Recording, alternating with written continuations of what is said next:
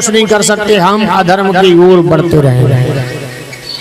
और जब तक भगवान ने कृपा की तो भगवान अपने पास, अपनी तरफ, अपने रास्ते में, अपने साइड में, अपने पास आने का पूरा रास्ता दिखाते हैं कि भैया आ जाओ। भगवान श्री कृष्ण ने गीता में यही कहा, भाव का भूखा मैं हूँ, भाव ही एक सार है, जो भाव से मुझे भजे सुभव से बेड़ा पार। रामायण में निर्मल मन जन सो मोहि पावा, मोहि कपट छल छद्र न बावा। भगवान भाव के भूखे हैं और अपन अभिमान में बोले अरे हम सब महापुराण कथा करा रहे, तो हम तो ठीक, आप तो ठीक ठाक, कोई नहीं कर सकता भगवान की कथा, न करवा सकता। संसार में पैदा ही नहीं हुआ कथा करवाने वाला, भगवान की कथा गाने वाला। जब तक भगवान, देखो श्री सुखदेव जी महाराज के ऊपर जब तक राधा रानी ने कृपा नहीं की, तब तक श्री सुखदेव जी महाराज को सुख के रूप में परिवर्तित नहीं किया गया। और जब तक वह सुख के रूप में परिवर्तित नहीं हुए, तब तक भगवान शिव जी के पीछे अमर कथा नहीं सुन पाए बैठकर। तो भगवान की कृपा से ये सब कुछ होता है। हम आप कुछ नहीं करने वाले हैं सब। भगवान ने अगर जोर से आंधी चला दी, बारिश कर दी, फिर कहाँ जाओगे आप? यहीं से पूरा झरना लग जाएगा। फिर आप ही कहोगे बैठे रहो व्यास जी, आप ही कथा करते रहो, हम तो चले। तो भगवान की कृपा है। और भगवान ने तो इतनी बड़ी कृपा की, इस हिमालय ग्राम पर की इतनी बारिश हुई कहाँ? अभी 3 दिन तक तो धूप ही निकली, आज भी सुबह आई थोड़ी। तो भगवान को जो कराना है, जो करना है, वह उन्हीं के हाथ में, हम कुछ नहीं कर सकते। और प्रकृति से छेड़छाड़ करने वाले को भगवान दंड जरूर देते हैं। तो प्रकृति से छेड़छाड़ भी नहीं कर सकते। तो भगवान श्री शिव जी की कथा के निमित्त में उस रावण को अभिमान हो गया कि मैं बहुत बड़ा बलशाली हूँ। और भगवान शिव जी की तपस्या के लिए कैलाश पर्वत पर गया, तो कैलाश पर्वत पे भगवान शिव जी समाधि में बैठे हुए थे। शिव जी को देखते हुए उन्होंने मन ही मन प्रणाम किया, बोले शिव जी अब ऐसे नहीं जगेंगे। और धोखे से अभिमानवश भगवान शिव जी की कथा आती है कि उस रावण ने पूरे कैलाश पर्वत को ऊपर उठाने की चेष्टा की। कैलाश पर्वत को उठाया, और जैसे उठाया तो भगवान श्री शिव जी ने उसको तुरंत ही आश्वासन दिया। रावण से प्रसन्न हो गए भगवान। बताइए प्रभु, मैं आपने मुझे सब कुछ दिया, बल दिया, ज्ञान दिया, रूप दिया, सब कुछ दिया, और ब्रह्मा जी का वरदान भी मिला कि भगवान के हाथ से ही हम मृत्यु को प्राप्त होंगे। लेकिन प्रभु एक बात है, हमारे इस लंका में आपकी पूजा करने का कोई उपाय नहीं है। अगर आप हमारे साथ लंका चलें तो हम आपकी पूजा शिवलिंग के रूप में करेंगे। भोलेनाथ ने रावण से कह दिया ठीक है। और भगवान भोले बाबा शिवलिंग के रूप में इसमें बन गए। और वही शिवलिंग रावण ने लेकर के, और किसी साधु संत के द्वारा, ऋषि के द्वारा वही शिवलिंग रावण को दिया। और रावण उसी शिवलिंग को लेकर के रास्ते में जा रहा था। भगवान कहने लगे शिव जी, अगर यह रावण इस शिवलिंग को लेकर के लंकापुरी में रख देगा तो लंकापुरी में भगवान श्री राम जी फिर नहीं आ पाएंगे, ना इसको मार सकेंगे। क्योंकि शिवद्रोही मम दास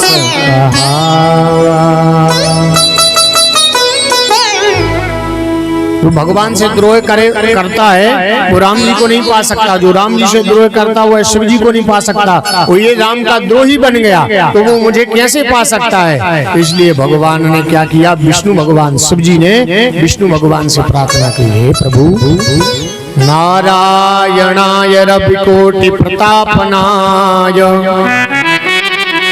नारायणाय शशिकोटि सुशीतलाय नारायणायं कोटिदुरासदाय नारायणाय करुणाय नमो नमस्ते।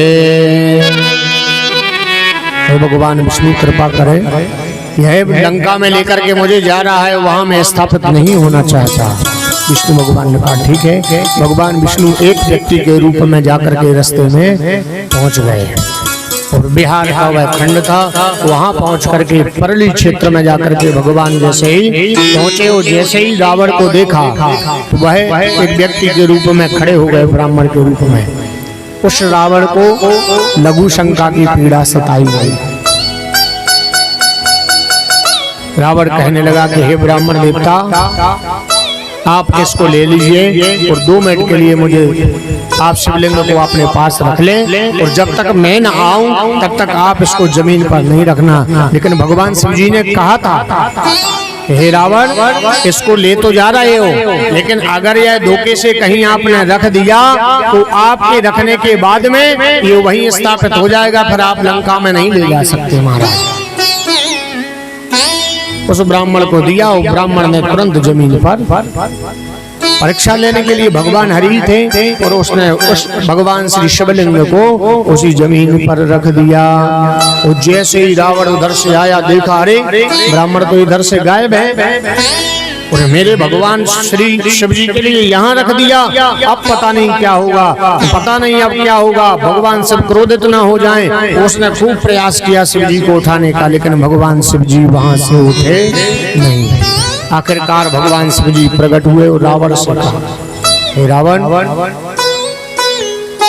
मैं वनस्पतियों में श्रेष्ठ बन चुका हूँ, जो इधर पूजन करेगा उसको मैं महान औषधि दूंगा और आप भी यहाँ अभिषेक पूजन करें। तो अगर आना है तो यहाँ भी आकर के आप पूजन पाठ कर सकते हैं और पूजन पाठ करने के बाद जो यहाँ से फल मिलेगा वह औषधि के रूप में होगा और उसी औषधि को ले जाकर के आप अपनी लंका के पास रख देना और उसी औषधि के आगे कार्य होगा और जो मेरी पूजा करेगा उसको कोई रोग नहीं सताएगा।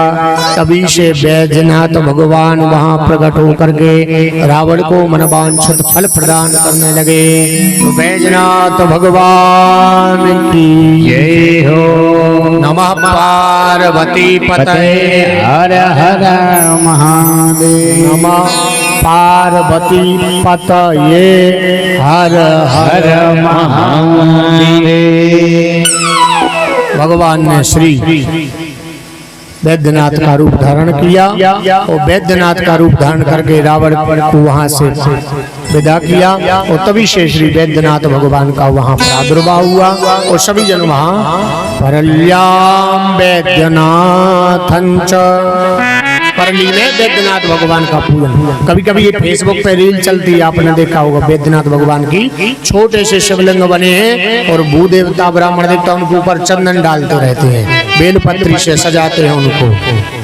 तो भगवान शिव जी जब इस धरा पर आप सभी का कल्याण करने आए हैं तो हम सबको भी भगवान शिव जी की पूजा अर्चना करनी चाहिए। लेकिन संसार सागर की माया में फंसे हैं, जाए कौन उधर?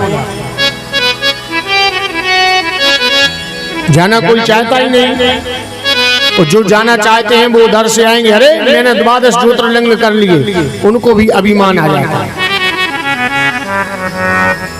हम हमारी प्रत्येक कथा में यही कहते हैं कि भाई लोग अभिमान नहीं करना। अगर जिस दिन अभिमान करोगे तो सब कुछ नष्ट हो जाएगा। अभिमान अभिमान अभिमान, अगर अभी करोगे तो अभी मान जाओगे। जब भगवान कृपा कर देंगे तो अभिमान का शब्द पता है क्या है? जब भगवान कृपा करते हैं तभी मान, अभी और फिर मान। भगवान कहते हैं जिस दिन में आ गया और सामने खड़ा हो गया उसी क्षण तुम्हारा मान चला जाएगा। तो व्यक्ति को अभिमान नहीं करना चाहिए। अगर कोई सोचे कि मैं किसी प्रकार का कार्य करवाता हूँ या मैं प्रतिवर्ष करवाता हूँ तो ये सब भ्रम है, निकाल लो दिल से। मैं शंकर जी बनवाता हूँ पार्थवेश्वर, तो निकाल लो इस बात को, क्योंकि भगवान भले ही भोले भाले हैं लेकिन उसके साथ साथ भगवान क्रोध भी करते हैं। दक्ष प्रजापति के पास क्रोध किया। वीरभद्र करी कोप पठाए, समाचार जब शंकर पाए। जब भगवान शंकर जी ने देखा, जब भगवान शिव जी ने अपने ससुर जी को नहीं छोड़ा तो हम सबको कैसे छोड़ेंगे? छोड़ देंगे। लेकिन भगवान ने क्या कहा?